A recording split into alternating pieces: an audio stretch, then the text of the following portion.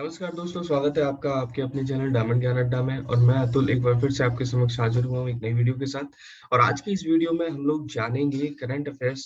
कौन सी तारीख की? 7 जून की करंट अफेयर्स के बारे में हम लोग आज जानने जा रहे हैं। तो आप लोग देखिए क्या क्या न्यूज जो है वो 7 जून को हुई है, तो उनसे रिलेटेड करंट अफेयर्स को समझते हैं। पहली न्यूज है विश्व खाद्य सुरक्षा दिवस। पहली न्यूज है विश्व खाद्य सुरक्षा दिवस। तो विश्व खाद्य सुरक्षा दिवस जो है वो दोस्तों कब मनाया जाता है? तो 7 जून को मनाया जाता है। यहाँ से आपके लिए क्लियर हो गया। और इसको कौन मनाता है? विश्व स्वास्थ्य संगठन यानी कि WHO ही मनाता है के अनुसार प्रत्येक वर्ष 7 जून को विश्व स्तर पर विश्व खाद्य दिवस को मनाया जाता है। आपको पता है ये खाद्य दिवस क्यों मनाया जाता है? यह वांछनीय बीमारियों को रोकने के लिए और खाद्य जनित जोखिमों के बारे में जागरूकता फैलाने के लिए मनाया जाता है। वर्ष 2021 का विषय क्या है इसको आप याद रखिए। विषय है स्वस्थ कल के लिए आज का सुरक्षित भोजन। यानी कि स्वस्थ कल के लिए आज का सुरक्षित भोजन जो है ये उसका विषय है। 7 जून को यह दिवस मनाने के लिए विधानसभा द्वारा 20 दिसंबर 2018 को एक प्रस्ताव पारित किया गया था। यहाँ से प्रश्न बन सकता है, तो इसलिए इंपॉर्टेंट हो जाता है। ठीक है, अगला देखते हैं। नेशनल कैंसर सर्वाइवर्स डे आपको दिख रहा होगा। यानी कि नेशनल कैंसर सर्वाइवर्स डे जो है वो 6 जून को मनाया जाता है, इससे एक दिन पहले। तो आप इसको इस तरीके से रिलेट कर सकते हैं कि 7 जून को अगर विश्व खाद्य सुरक्षा दिवस है, तो अगर सही से खाओगे नहीं तो उससे पहले ही आपको कैंसर हो चुका होगा, यानी 6 जून को। हर साल जून के पहले रविवार को। तो क्यों मनाया जाता है ये? हर साल जून के पहले रविवार को, अब वो तारीख कुछ भी हो उससे मतलब नहीं, अमेरिका और दुनिया भर के नेशनल कैंसर सर्वाइवर्स डे मनाया जाता है देशों में। कैसे शुरुआत हुई थी? 1998 में एक गैर लाभकारी national cancer survivors day foundation के द्वारा इसकी शुरुआत हुई थी। और वर्ष 2021 के लिए तो आपको पता ही है कि 6 जून के लिए ये बनाया गया। अगला देखते हैं। अगली न्यूज है, यह है कि FIH एंड विश्व रैंकिंग इन भारतीय एंड टीम चौथे स्थान पर। तो देखिए FIH जो है उसमें भारत की रैंकिंग जो है वो कौन सी रही है? FIH होता है इंटरनेशनल हॉकी फेडरेशन। FIH क्या है दोस्तों? FIH है आपका इंटरनेशनल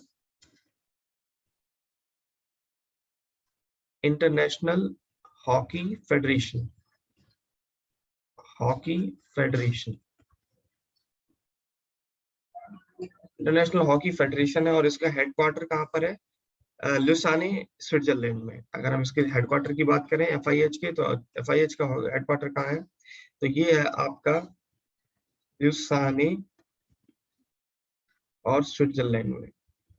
लुसाने कहाँ पर है? स्विट्जरलैंड में। ये तो आपने इसको जान लिया। तो भारतीय टीम कौन से स्थान पर रही है वो आप जान लीजिए, चौथे स्थान पर रही है। कौन से स्थान पर दोस्तों? चौथे स्थान पर भारतीय टीम रही है। तो हॉकी में नवीनतम अंतरराष्ट्रीय हॉकी महासंघ एंड विश्व रैंकिंग में भारतीय पुरुष टीम ने अपना चौथा स्थान बनाए रखा और महिला टीम ने 9वां स्थान। तो दोनों याद रखिएगा। बेल्जियम रैंकिंग में सबसे आगे रहा, उसके बाद उससे कोई मतलब नहीं है ऑस्ट्रेलिया है कि नहीं। ठीक है, अगला प्रश्न अगला न्यूज देखते हैं। और ये बहुत ही ज्यादा महत्वपूर्ण न्यूज है दोस्तों। कोई भी महिलाओं और बच्चों से संबंधित अगर कोई न्यूज आती है तो वो वास्तव में बहुत ज्यादा महत्वपूर्ण हो जाती है। जैसे कि उत्तर प्रदेश में, और दूसरी चीज उत्तर प्रदेश से आ रही है तो बहुत ही ज्यादा महत्वपूर्ण, एक गुलाबी बूथ अभियान जो है वो शुरू किया है। किसके लिए शुरू किया है? कि राज्य की महिलाओं के लिए उनको कोरोना वायरस बीमारी के टीके की एक खुराक लेने के लिए प्रोत्साहित करने के लिए उद्देश्य से विशेष गुलाबी बूथ शुरू करने का निर्णय लिया गया है। राज्य के सभी 75 जिलों में 7 जून 2021 से इन बूथों का संचालन शुरू होगा। और यहाँ एक बूथ 18 से 44 वर्ष की आयु की महिलाओं के लिए होगा, और वहीं दूसरा जो होगा वो 45 वर्ष से अधिक की महिलाओं के लिए होगा। तो ये बहुत ही अच्छा इनिशिएटिव लिया गया। अगला देखते हैं ICAR, यानी कि ICAR और IISR को मिला एक मिश्रण के लिए पेटेंट मिला इन्हें। किसके लिए? भारतीय कृषि अनुसंधान परिषद, भारतीय कृषि अनुसंधान परिषद, ठीक है, और भारतीय मसाला अनुसंधान परिषद जो है, इनको काली मिर्च के, देखिए किसके लिए मिला है? ये भी बहुत महत्वपूर्ण हो गया है क्योंकि ये कृषि से रिलेटेड है। ये भी किसी ना किसी एग्जाम में पूछा जाएगा कि मसाला अनुसंधान को काली मिर्च के micro nutrient and फोलियर and formulation के लिए एक पेटेंट प्राप्त हुआ है। काली मिर्च के, याद रखिए, micro nutrient and फोलियर and formulation के लिए ये पेटेंट प्राप्त हुआ है।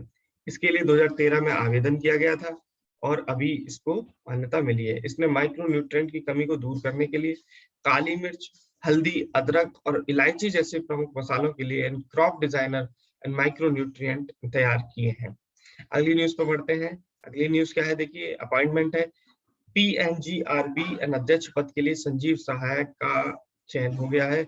यानी कि जो पूर्व बिजली सचिव संजीव नंदन सहाय को तेल नियामक पीएनजीआरबी के नए अध्यक्ष के रूप में, जो तेल नियामक है उसके अध्यक्ष के रूप में इन्हें चुना गया।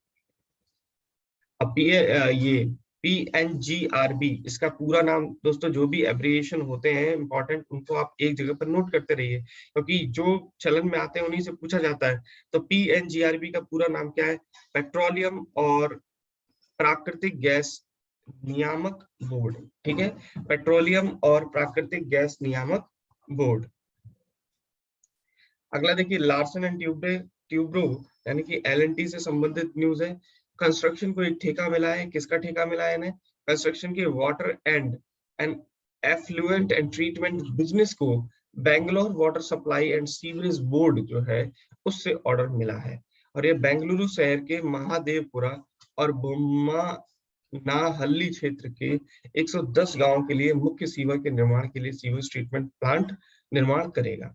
ठीक है, इस परियोजना को जापान इंटरनेशनल कोऑपरेशन एजेंसी द्वारा वित्त पोषित किया जा रहा है। यानी कि दोस्तों, हमने यहाँ से कर्ज लिया है जापान इंटरनेशनल कोऑपरेशन एजेंसी से, और उसके द्वारा जो पैसा आया है उसी से हम ये कार्य करा रहे हैं। एलएनटी के बारे में मैं बता दूं कि एलएनटी जो थी, इसके फाउंडर्स के बारे में अगर पूछा जाए तो इसके फाउंडर्स थे सोरेन क्रिस्टियन ट्यूब्रो और एक दूसरे थे होनिंग हॉलकट लार्सन। होनिंग हॉलकट लार्सन, तो आप यहां तक समझ गए। अगला देखते हैं, और इसका मुख्यालय अगर पूछा जाए, हेडक्वार्टर पूछा जाए, तो वो मुंबई में है। कहाँ पर है? मुंबई में। और इसके सीईओ पूछे जाए तो वो है आपके एसएन सुब्रमण्यम। ठीक है, अगली खबर की तरफ बढ़ते हैं। अगली खबर आ रही है गूगल से, यानी कि गूगल पर $268 मिलियन का जुर्माना लगा है। गूगल ने ऑनलाइन विज्ञापन में सत्ता के दुरुपयोग पर एक फ्रांसीसी अविश्वास जांच को निपटाने के लिए 220 मिलियन यूरो का भुगतान करने पर सहमति व्यक्त की है। यह प्रतिद्वंदियों की हानि के लिए अपने विज्ञापन सर्वर और अपने ऑनलाइन विज्ञापन ऑक्शन हाउस में व्यापार को गलत तरीके से भेज रहा है। ठीक है, अगला देखिए कि शिव राज्याभिषेक दिन, ये भी बहुत ही महत्वपूर्ण खबर है कि 6 जून को महान मराठा योद्धा जो थे छत्रपति शिवाजी महाराज जी, उनके राज्याभिषेक दिवस को चिन्हित करते हुए महाराष्ट्र में क्या मनाया जा रहा है? शिव राज्याभिषेक दिवस मनाया जा रहा है। क्या मनाया जा रहा है? शिव राज्याभिषेक दिवस।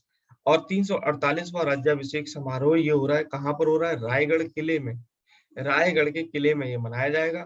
और आपको पता होना चाहिए कि छत्रपति शिवाजी महाराज जो थे 6 जून 1674 को इनको मराठा साम्राज्य के छत्रपति के रूप में ताज पहनाया गया था।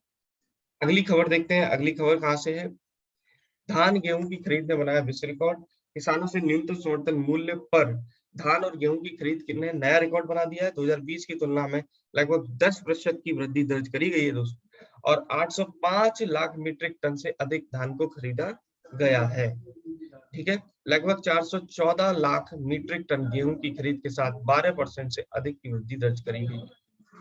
मिनिस्ट्री ऑफ एजुकेशन ने क्या किया है? परफॉर्मेंस ग्रेडिंग इंडेक्स, यानी कि परफॉर्मेंस ग्रेडिंग इंडेक्स 2019-20 को मंजूरी मिल गई है। शिक्षा मंत्री रमेश पोखरियाल निशंक ने राज्यों और केंद्र शासित प्रदेशों के लिए परफॉर्मेंस एंड ग्रेडिंग इंडेक्स 2019-20 जारी करने को मंजूरी दे दी है। राज्यों और केंद्र शासित प्रदेशों के लिए पीजीआई पहली बार 2019 में संदर्भ वर्ष 2017-18 के साथ प्रकाशित किया गया था। पंजाब, चंडीगढ़, तमिलनाडु, अंडमान और निकोबार द्वीप समूह और केरल ने 2019-20 के लिए उच्चतम ग्रेड ए हासिल किया है। तो आपकी ये न्यूज जो है बहुत ही महत्वपूर्ण है, क्योंकि इसको मंजूरी मिली है। तो किस किसने ग्रेड A++ हासिल किया है? पंजाब ने, चंडीगढ़ ने, तमिलनाडु ने, अंडमान और निकोबार द्वीप समूह और केरल ने। इन 5 यानी कि 1 2 3 4 5 1 2 3 4 5 ये 5 जो आपके राज्य केंद्र शासित प्रदेश मान लो सब मिलाकर हैं, तो इन्होंने उच्चतम ग्रेड यानी A++ हासिल किया है। अगली खबर की तरफ बढ़ते हैं। ओडिशा ने डोर स्टेप डिलीवरी सेवा शुरू की है। तो देखिए, ये भविष्य में होने वाली जो दिक्कतें आ रही हैं, उसको ध्यान में रखते हुए उड़ीसा ने अभी से ही काम करना स्टार्ट कर दिया है। यानी उड़ीसा सरकार ने ऑक्सीजन कंसंट्रेटर के लिए डोर स्टेप डिलीवरी सेवा शुरू करी है। ठीक है? और यह कोविड-19 की वर्तमान और भविष्य की लहरों के खिलाफ राज्य की तैयारियों को मजबूत करेगा। और पहले चरण में प्रदेश के 5 प्रमुख शहर जो होंगे, उनमें ऑक्सीजन कंसंट्रेटर की होम डिलीवरी शुरू होगी। अब आप ये देखिए, बड़ी-सी प्रतिमा बनी हुई है, सबको पता है कि ये आपकी सरदार वल्लभ भाई पटेल जी की मूर्ति है, जो स्टैच्यू ऑफ यूनिटी के नाम से जानी जाती है। 182 मीटर ऊँची है ये। और ये हुआ क्या है कि केवड़िया में बनेगा ईवी सिटी, यानी कि ये गुजरात का जो केवड़िया जहाँ पर ये मूर्ति बनी हुई है, उसको इलेक्ट्रिक व्हीकल एंड सिटी के रूप में विकसित किया जाएगा। ठीक है? और ईवीज़ बनाने में तेजी एंड सरकार की 18,100 करोड़ रुपए की उत्पादन से जुड़ी प्रोत्साहन पीएलआई योजना की पृष्ठभूमि में लिथियम आयन सेल बनाने के लिए है, और जिसमें सरकार 45,000 करोड़ रुपए के निवेश को आकर्षित करना चाहती है। अगली खबर देखिए कि एचएसबीसी ने हितेंद्र देव को भारत का सीईओ नियुक्त किया। तो आपको बस इतना ही याद करना है कि एचएसबीसी ने हितेंद्र देव को भारत का सीईओ नियुक्त किया है। अगली खबर देखिए कि ये ब्रांड एम्बेसडर बनाया है किसने? वीवो ने 22 सीरीज के लिए सारा अली खान को ब्रांड एम्बेसडर जो है उसके पद के रूप में चुना है, यानी इनको ब्रांड एम्बेसडर बनाया गया है। अगला देखते हैं, एआई यानी कि आर्टिफिशियल इंटेलिजेंस इसको बोलते हैं। तो एआई सेंटर ऑफ एक्सीलेंस सम्मानित, यानी कि भारतीय अमेरिकी कृष्ण कुमार एडाथिल, ये भी याद रखिए आप, इंपॉर्टेंट है, कृष्ण कुमार एडाथिल के नेतृत्व वाले जो artificial intelligence centre of excellence AICOE को 2021 state scoop and 50 national awards के लिए के हिस्से के रूप में state innovation of the year का अवार्ड मिला है। तो कृष्ण कुमार एडाथिल जो है उनके नेतृत्व वाले artificial intelligence centre of excellence को मिला है ये अवार्ड। ठीक है, यहाँ तक आपको क्लियर होगा। चलिए बढ़ते हैं और देखते हैं अगली न्यूज। अगली न्यूज आ रही है, देखिए, ये आ रही है विकास नीति समिति इनमें ट्रांस वुमेन शामिल, यानी कि ये तमिलनाडु में हुआ। तमिलनाडु के मुख्यमंत्री एम के स्टालिन ने राज्य विकास नीति समिति को नया रूप दिया है और मुख्यमंत्री की अध्यक्षता में 10 सदस्यीय टीम नियुक्त की है। उन्होंने एक ट्रांसजेंडर नर्तकी नटराज और उद्योगपति मल्लिका श्रीनिवासन को राज्य विकास नीति परिषद का अंशकालीन अंशकालीन सदस्य नियुक्त किया है। नटराजन भारत के चौथे सर्वोच्च नागरिक पुरस्कार से सम्मानित की जाने वाली पहली ट्रांस वुमन थी। तो यार, ये इम्पोर्टेंट है बहुत ही ज्यादा कि नटराज जो है वो भारत के चौथे सर्वोच्च नागरिक पुरस्कार, ये चौथा सर्वोच्च नागरिक पुरस्कार है, कौन सा? नटराज। और इससे सम्मानित की जाने वाली पहली ट्रांस वुमन थी, तो इनको उन्होंने तमिलनाडु में ये पद दिया है। अगली खबर देखिए, ये आ रही है, ओली रॉबिन्सन जो है वो क्रिकेट से निलंबित हो गए हैं। इंग्लैंड और न्यूजीलैंड के बीच जो पहला टेस्ट चल रहा था वो ड्रॉ समाप्त होने के बाद ईसीबी यानी इंग्लैंड क्रिकेट बोर्ड ने ओली रॉबिन्सन को 2012-13 में उनके नस्ल भेदी और सेक्सिस्ट ट्वीट्स के लिए निलंबित कर दिया है। आपको इतना ही जानना है। अगली खबर देखिए, बाल कृष्ण, ये मोस्ट इंपॉर्टेंट है दोस्तों, ये आनी ही आनी है, मोस्ट इंपॉर्टेंट है। उत्तर प्रदेश का कोई भी एग्जाम होगा उसमें ये न्यूज जो है वो बननी ही बननी है, इसलिए आप याद रख लीजिए इसको कि बाल कृष्ण जो बने हैं, और बने हैं बाल कृष्ण, ये देखिए क्या बने हैं, मानवाधिकार आयोग के नए अध्यक्ष के रूप में नियुक्त किया गया है। कहाँ के? ये उत्तर प्रदेश के मानवाधिकार आयोग जो है उसके नए अध्यक्ष के रूप में बने हैं बाल कृष्ण नारायण। ठीक है?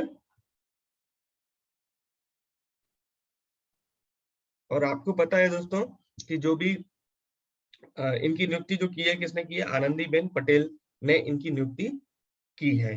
ठीक है? और वह पदभार ग्रहण करने की तिथि से 3 वर्ष या 70 वर्ष की आयु तक पहुंचने तक अपने पद पर बने रहेंगे। तो आप यहाँ से भी याद रख सकते हैं कि उत्तर प्रदेश मानवाधिकार में आप बताइए कार्यकाल कितने का होगा? 3 वर्ष का होगा और अधिकतम 70 वर्ष का होगा। अगली खबर देखते हैं। अगली खबर कहती है, आईएनएस संध्याक सेवा मुक्त हो गया है। भारतीय नौसेना के सबसे पुराने हाइड्रोग्राफिक एंड सर्वे जहाज आईएनएस संध्याक को जून 2021 में विशाखापट्टनम की नौसेना डॉकयार्ड में 40 शानदार वर्षों तक राष्ट्र की सेवा करने के बाद सेवा मुक्त कर दिया गया है। जहाज ऑपरेशन पवन 1987 में श्रीलंका में भारतीय शांति सेना की सहायता करना और ऑपरेशन रेनबो जैसे कई महत्वपूर्ण अभियानों में सक्रिय भागीदारी रही है इस जहाज की। तो किसको अभी जो है सेवा मुक्त कर दिया गया है? आईएनएस संध्याक को। तो इस तरीके से दोस्तों आपने 7 जून की जो प्रमुख करंट अफेयर्स हो सकती हैं, उनको देख लिया है।